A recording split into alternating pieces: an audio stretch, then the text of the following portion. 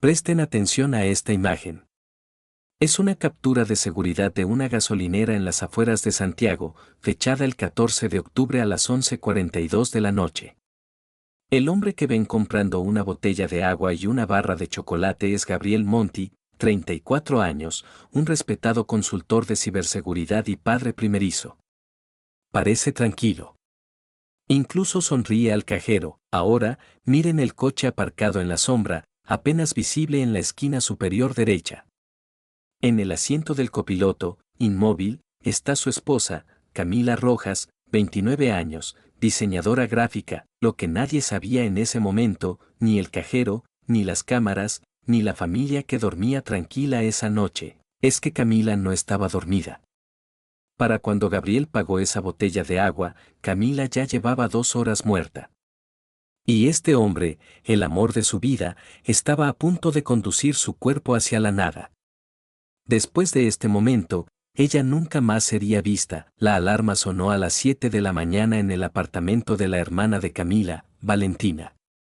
Era lunes, y los lunes Camila siempre enviaba el mismo mensaje de voz, una broma sobre el café y los planes para la semana.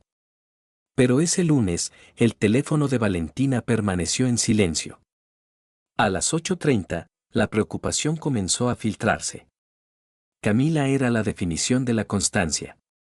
Acababa de conseguir el contrato de su vida con una editorial importante para ilustrar una serie de libros infantiles, un sueño que perseguía desde que dibujaba en las servilletas de la cafetería de la universidad. Camila Rojas no era solo una estadística en espera. Era la luz de su familia. Amigos y colegas la describían como una fuerza magnética. Tenía esa rara habilidad de hacer sentir a cualquiera como la persona más importante de la habitación. Llevaba casada 3 años con Gabriel, y hacía solo 6 meses habían dado la bienvenida a su primera hija, Sofía. La maternidad había sido un desafío, pero Camila la abrazaba con una mezcla de agotamiento y alegría pura. Su Instagram estaba lleno de bocetos de la bebé, fotos de paseos por el parque y reflexiones honestas sobre la vida posparto. Nada indicaba oscuridad. Nada sugería que quisiera escapar. A las 9:15, Valentina llamó a Gabriel. El teléfono dio tono 3 veces antes de ir al buzón. Llamó a la guardería. Sofía no ha llegado hoy, señora Rojas, le dijo la directora con voz extrañada. Pensamos que Camila se había tomado el día. El frío recorrió la espalda de Valentina. Camila nunca, jamás, olvidaría llevar a Sofía. Dejó su trabajo y condujo hasta la casa de la pareja, una moderna vivienda inteligente en un barrio acomodado, llena de dispositivos conectados que Gabriel, con su obsesión por la seguridad, había instalado. Al llegar, el coche de Camila no estaba. El de Gabriel tampoco. La casa estaba cerrada a cal y canto. Valentina aporreó la puerta, gritando el nombre de su hermana. El silencio que le devolvió la casa no era de paz, era un silencio pesado, artificial. A las 10:45 de la mañana, con las manos temblando, marcó el número de emergencias. No sabía qué estaba reportando exactamente, pero su instinto le gritaba que el mundo, tal como lo conocía, acababa de romperse. La policía llegó a la residencia Rojas Monti a las 11:30. Los primeros oficiales en la escena, el sargento Méndez y la oficial Torres, se encontraron con una Valentina histérica en el porche. Al no tener respuesta desde el interior y considerando la presencia de un bebé potencialmente en peligro, forzaron la entrada. Lo que encontraron dentro fue desconcertante por su normalidad. No había muebles volcados. No había cristales rotos. No había sangre.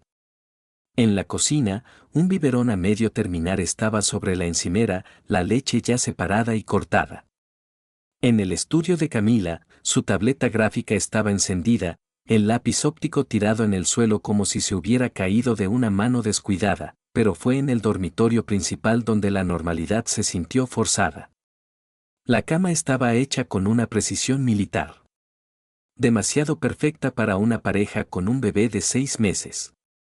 El armario estaba abierto, faltaba algo de ropa de Camila y una maleta pequeña. A la 1 de la tarde, Gabriel Monti apareció.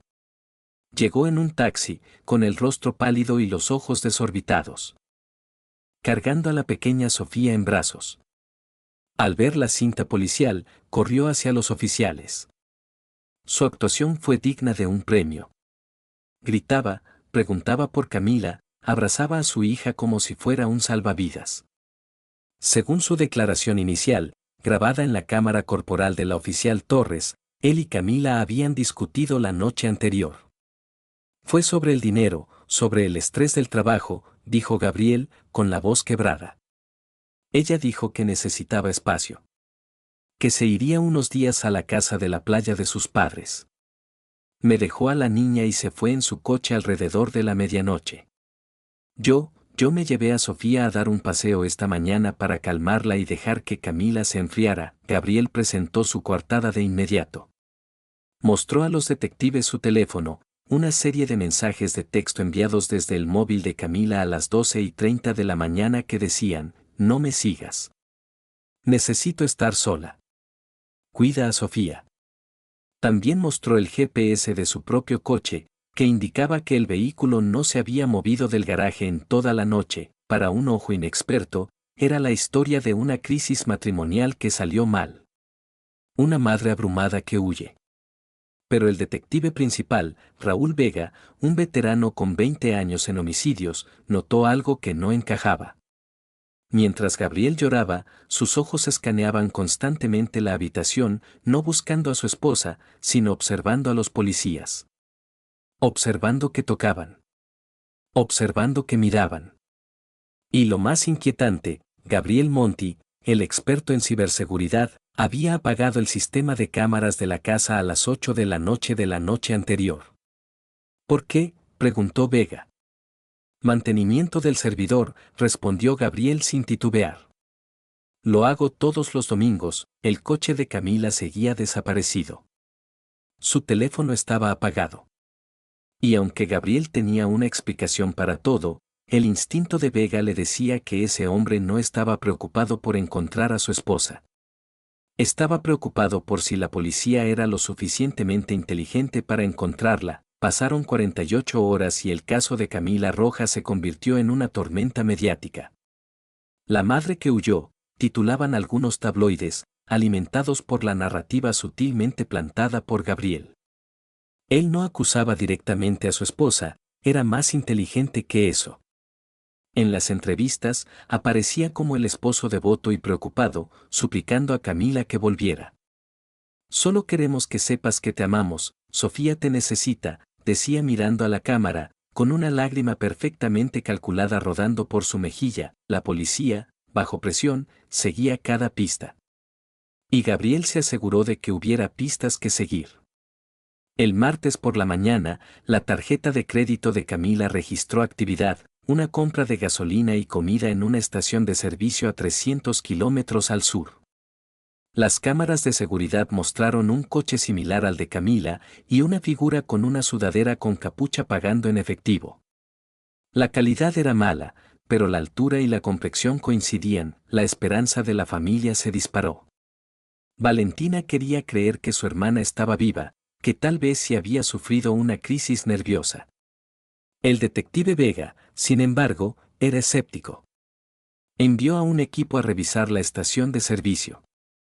Encontraron el recibo en una papelera cercana. No había huellas dactilares utilizables, pero algo en la secuencia del video le molestaba. La persona caminaba con una cojera leve, casi imperceptible. Camila era corredora de maratón, su paso era firme y atlético. Gabriel, recordó Vega, se había quejado de una vieja lesión de fútbol durante el interrogatorio inicial. Pero la pista más dañina apareció el miércoles. Un testigo contactó a la línea de ayuda. Un camionero afirmó haber visto a una mujer que coincidía con la descripción de Camila haciendo autostop cerca de la costa. Dijo que parecía desorientada y que se subió a una furgoneta azul. La policía desperdició recursos valiosos peinando la zona costera, persiguiendo fantasmas. Gabriel, mientras tanto, colaboraba con voluntarios de búsqueda, dirigiendo sus esfuerzos lejos de las áreas boscosas cercanas a su casa y hacia la costa, solidificando la teoría de la huida. La desesperación de Valentina se transformó en sospecha. Notó que Gabriel ya había empezado a hablar de Camila en pasado. Ella quería que Sofía fuera a esa escuela, dijo en una cena incómoda. Valentina lo confrontó: Gabriel, ella va a volver. La mirada que él le devolvió fue vacía, desprovista de emoción humana, como un tiburón observando a una foca. Tenemos que ser realistas, Val, respondió con frialdad. Una semana después, el caso se enfrió. El coche no aparecía. El teléfono de Camila nunca volvió a encenderse después de esos mensajes iniciales. La pista de la costa no llevó a ninguna parte. Oficialmente, el caso pasó de desaparición sospechosa a persona desaparecida voluntariamente. El jefe de Vega quería cerrar la investigación activa y pasarla a la unidad de casos fríos. Gabriel había ganado. Había creado la duda razonable perfecta, pero Raúl Vega no podía dormir. Se pasaba las noches revisando los archivos digitales del caso. Algo en la coartada digital de Gabriel le picaba en el cerebro. Gabriel era un experto en seguridad. Sabía cómo borrar huellas. Sabía cómo falsificar ubicaciones. Vega sabía que si había una respuesta, no estaba en el mundo físico, sino en el código. Vega contactó a una vieja amiga, Elena, una analista forense digital que trabajaba para una agencia federal. Le pidió un favor: revisar los metadatos de la casa inteligente de los Monti. No solo las cámaras, sino todo. La casa tiene ojos, Raúl, le dijo Elena. Si él apagó las cámaras, tuvo que dejar un rastro en otra parte. Revisaron los registros del router. Limpios. Revisaron el historial del GPS del coche de Gabriel. Inmóvil, tal como él dijo. Parecía el crimen perfecto. Pero entonces, Elena hizo una pregunta que cambiaría todo: ¿qué otros dispositivos había en la casa conectados a la red esa noche? La lista era larga: nevera inteligente, termostato, asistentes de voz y un monitor de bebé. Un modelo de alta gama que monitoreaba no solo el sonido y el video, sino también los signos vitales y la calidad del aire en la habitación de Sofía. Gabriel había apagado las cámaras de seguridad principales, alegando mantenimiento. Pero como padre primerizo obsesionado, había cometido un error fatal: no había apagado el monitor de la bebé. El viernes por la noche, Elena llamó a Vega. Su voz temblaba. Raúl, lo tengo. Lo tengo atrapado. El monitor de bebé, marca SafeSleep 3000, almacenaba datos en una nube separada, no en el servidor doméstico que Gabriel controlaba. Gabriel había olvidado ese detalle. El dispositivo registraba audio ambiental cuando detectaba llanto o movimiento brusco. A las 10:15 de la noche de la desaparición, el monitor se activó. No por el llanto de Sofía, sino por un ruido fuerte proveniente del pasillo, seguido de voces amortiguadas. Elena limpió el audio. Se escuchaba a Camila: no, Gabriel, deja eso. Estás loco. Luego, un golpe seco y sordo. Y después, silencio. Pero eso no era todo. El monitor también tenía un sensor de conectividad Bluetooth para emparejarse con los teléfonos de los padres cuando entraban en la habitación. A las 11:30 de la noche, el registro mostraba que el teléfono de Gabriel se desconectó de la red de la casa.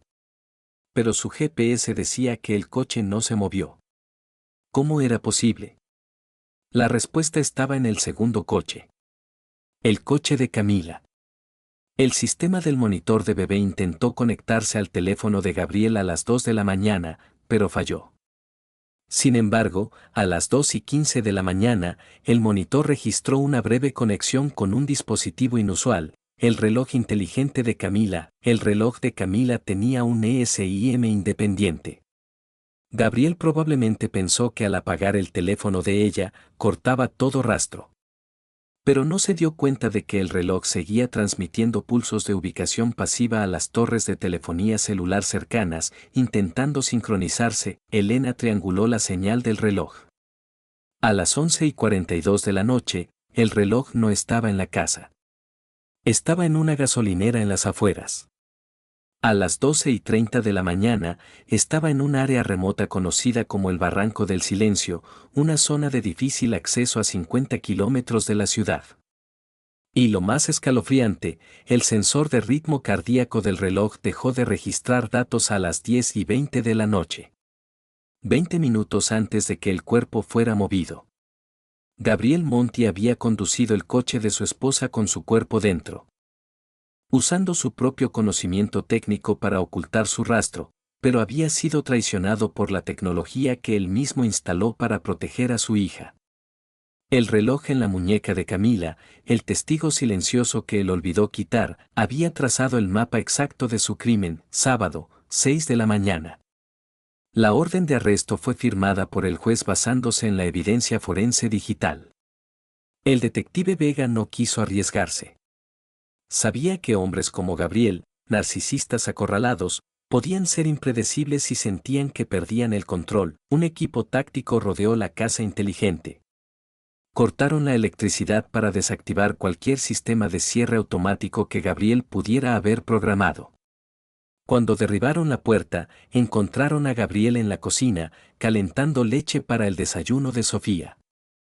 Estaba vestido con un traje impecable, listo para otra jornada de apariciones en televisión. No opuso resistencia física. Solo miró a Vega con una sonrisa de desprecio y dijo: «Estás cometiendo el error de tu vida, detective. Mi abogado te va a destruir». La sala de interrogatorios era fría y estéril, diseñada para romper el espíritu. Pero Gabriel entró como si fuera el dueño del lugar. Durante las primeras 2 horas, mantuvo su historia. Se reía de las preguntas, miraba su reloj, un modelo analógico caro, notó Vega, y exigía ser liberado. «No tienen cuerpo, no tienen arma, no tienen nada», repetía. Fue entonces cuando Vega colocó una laptop sobre la mesa de metal. Sin decir una palabra, reprodujo el audio recuperado de la nube del monitor de bebé. La voz de Camila llenó la habitación, sus últimas palabras resonando con un terror palpable. La sonrisa de Gabriel vaciló por primera vez. Un tic nervioso apareció bajo su ojo izquierdo. «Ese es el sonido de tu casa, Gabriel», dijo Vega suavemente. «Pero tenemos algo más». Vega sacó un mapa. Un mapa trazado por puntos rojos que formaban una línea perfecta desde la casa hasta el Barranco del Silencio. «Tu coche nunca se movió, es cierto. Pero tú no contabas con el reloj de Camila. Llevaste su cadáver a pasear, y ella nos dijo exactamente a dónde fuiste». El silencio que siguió duró una eternidad. La fachada de padre afligido se derrumbó, revelando al monstruo debajo. Gabriel no lloró. No mostró remordimiento. Se enfureció. Golpeó la mesa con el puño, no porque lamentara la muerte de su esposa, sino porque su plan había fallado. «Ella iba a dejarme», siseó Gabriel, su voz transformada en algo gélido y mecánico.